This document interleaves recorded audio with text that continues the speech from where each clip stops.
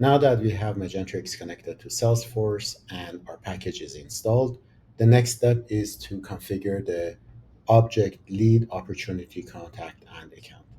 Keep in mind that all the fields that are installed in Salesforce have a prefix of Magentrix 1. To continue configuration, we're going to go to our object manager, find the lead object,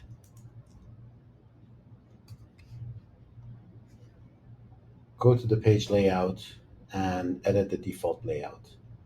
We're going to add a section.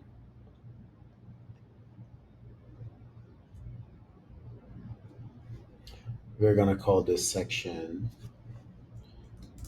Channel Management. And click OK.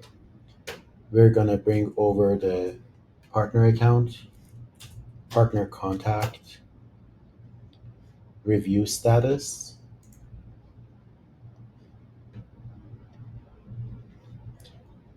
estimated close date, and estimated deal amount.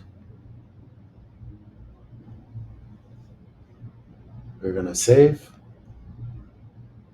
and go to the opportunity object.